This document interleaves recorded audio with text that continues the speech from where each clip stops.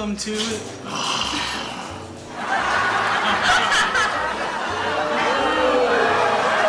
Welcome to the Liv and Tel show, the most high quality review, movie review show. The most high quality movie review show, I'd say, on the planet Earth. Yeah, I would say that as well. Absolutely. So, what movie did we see today? Hereditary. And how was it? It was fantastic. I would say that's wrong. I'm not going to use the word fantastic, but it was good. You can cut that out. Yeah, it was really good. I couldn't think of anything clever to say, but that's fine. Yeah. You're not clever, so that's all right. That's okay. So it was directed by Ari Aster. I didn't realize why you put it behind the laptop because you can't see it. Well, now I can. Ari Aster directed it and wrote it, and I don't know. Is he the one who did the Witch, or was it produced by the people who did the Witch? I wasn't sure. I think it was produced by the people that did the Witch. I'm definitely just on the get-go impressed by Ari's work, but any writer / director. Oh, yeah. I immediately kind of tip my hat to that because I definitely think if you want your work done right, do it yourself. Yep. That's why I would be the writer, director, cinematographer. Absolutely. Yeah.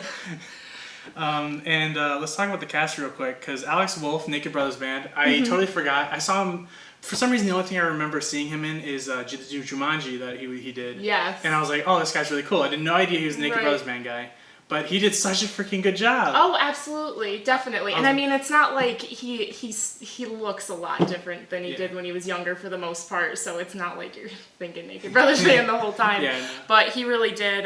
He did a phenomenal job. I think he had like an extremely emotional performance. But it was like always in the silent moments that you felt it the most, which I definitely think a lot of actors lack nowadays. Is like the poignance in nothing, the poignance in silence. Exactly.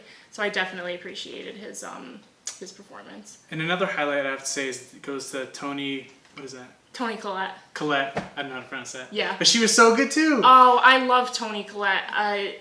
Yeah. She said, was she in the Signs? Was she the Signs? I never saw Signs. She was in not Signs. She was in The Sixth Sense. She was the mom in The Sixth Sense.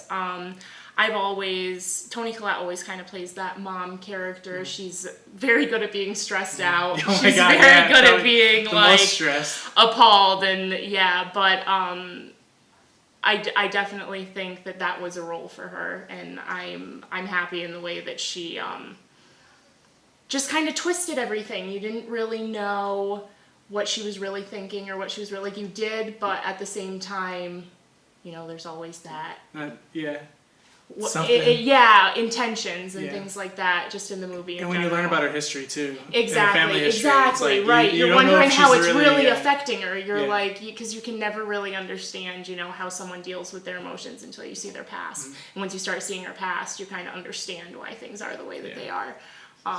Hereditary is certainly a trip. Yeah, Annie is the mother in the family, and she designs like little dioramas and things like that, and she's in the middle of designing a big project for an art show, and she does all these scenes from her life. So there's a lot of feeling like you're being pulled into her dioramas, but it's really the filming in the actual house and things like that. And when they film the house and when you're filming a couple of outdoor scenes and things like that, they do these kind of cuts where they intentionally show that they've dropped the fourth wall, and I actually kind of like that because it gave you the feel that you were kind of looking at it from the dollhouse perspective, and it obviously gave it the look of like set, but at the same time, because it was so in context, I think that it was delivered pretty well.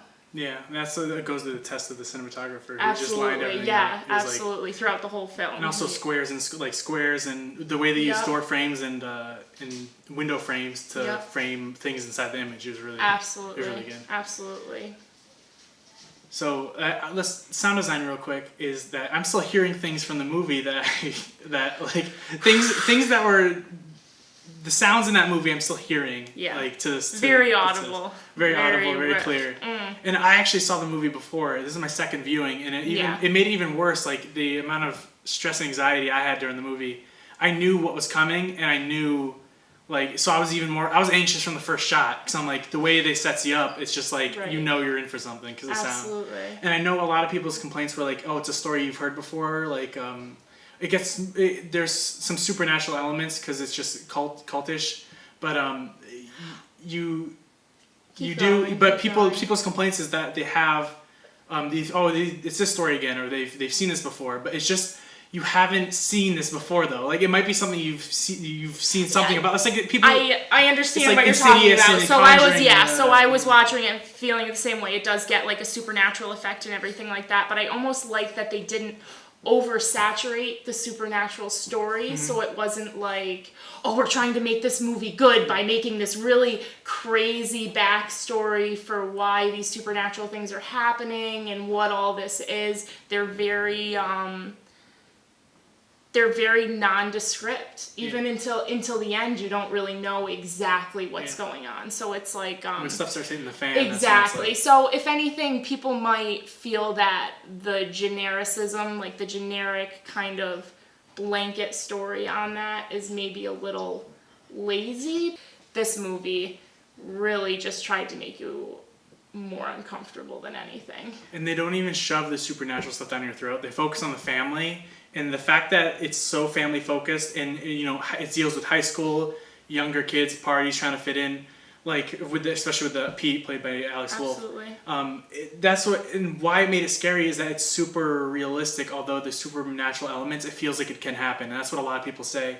That's why it was so scary. It feels like it was real. Like it not wasn't cheesy. Story. It wasn't like cheesy. Yeah, cheese beyond belief. It's not like Insidious, where it's like, it's just super Hollywood and ghost jump scares, like ghouls. Exactly. It's like nothing. I don't know. There's no white ghost in a sheet like coming out and like, ooh. It's just like exactly. It's just if anything, you're like, am I seeing what I think I'm seeing? Or you're staring at the screen long enough and then you realize, holy shit.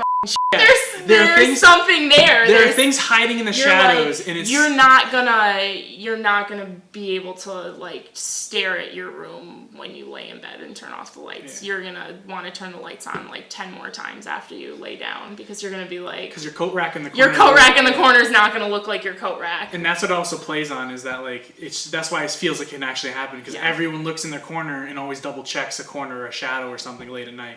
It's just absolutely. Like they played on everyone's fears perfectly. Oh, definitely. Definitely. So, issues. My problem in Jurassic World had the same thing, which whatever, we're not reviewing that. But it's a lot of slow turning around. Sometime. A lot of slow turning around, and that's like, it happens so often. I'm like, come on. I kind of got tired of that gimmick. So we'll get like I mean, I wouldn't exactly call that one I was going to say, we can coin the phrase anti-jump scare, but we won't coin that one anti-jump scare, because eventually on the slow turnarounds, you do see something. Yeah. But, yeah, I definitely agree with you. There were a lot of, I wasn't counting, so I don't know if they were full 360s or what have you, but there's a lot of 180s. There's a lot of at least 180s. Even like, what is it, 90s too. There are a lot of 90s. Yep. Like, you're just kind of like, yeah. So I agree with you on the fact that it was like a slight overuse. I definitely think so. Yeah. You had a second problem with the movie. I wish that it's not that much of an issue, but it's just, I wish the dollhouse were used more in horror. Was more into play, just in the illusion of it. You know what I mean? In the beginning, you kind of feel it. They, I mean, this isn't really a spoiler, but they do like a really nice. You're in her room, and they do a zoom in on the one room, and it turns into the first scene, Yeah, so that's literally the first thing you see. Is the dollhouse, and you zoom in, and it's zoomed in enough where, all of a sudden you're in the house. So it's, so that was really cool. But yeah, you see a lot of different scenes. She makes all these scenes from her life, and some of them are quite bizarre, to be quite honest. But they are, I would say, I thought a couple of them might have been acted out or flashbacked or something like that, and they weren't. But other than that, I don't have too many complaints. I don't either. There's some. Welcome back. Our cameras keep shutting off. Oh. Did it just shut off? No, our cameras keep shutting off. Oh. So that's why you have to keep restart. Whatever. I'll cut it. Doesn't matter. And we're back. Final thoughts. Great movie. Give them your money because we need more movies like this, like The Witch and like this. And A24 takes all my money. I'll be seeing them in 2 weeks when 8th grade comes out. That looks really awesome. Bo Burnham's first directorial debut. Oh, thank God. But yeah, see this movie. A lot of people, I don't know. It's hard if you don't like the movie. Then it's okay. Then you don't like the movie. Then it's not your movie. It's okay, folks. Scariness is subjective, so it's whatever. Well, it is. I don't get scared by much, but the reason why this movie scared me is because I do think it was realistic, and I do put myself in a lot of situations of main characters. Jordan and I are very empathetic, anxious people, Yes. And I think that it fits in right. Yeah, with this movie. hitting if you're us. very anxious and depressed, this movie's for you. Hitting you in the psychological points. It was clean. It was realistic. It was scary. Yeah, absolutely. That's good. So I'll probably cut it after that. Well, no, I won't cut it. So thanks for watching. We're gonna talk about spoilers, but I'll put in another video. We'll just briefly talk about spoilers because you already know what we think about the movie. But thanks for watching. We have other things in store for future episodes, like a cool wheel. You'll know what I'm talking about when that time comes. I really like the idea of this wheel. Okay. So I'll find out when the time comes too. But thank you for watching. Like, comment, subscribe. I'm gonna make a new YouTube channel for this. And share if you can. We want to keep doing this. So we'll give it a little outro. So I'm Liv and I'm Tel. And Live and Tel. We'll f***ing see you later. Live and tell your friends. Yeah, right. And you just live to tell. Yeah, you know we can go we should say, you just live to tell the tale. Yeah. Of our movie. The tale of this shit. Which camera?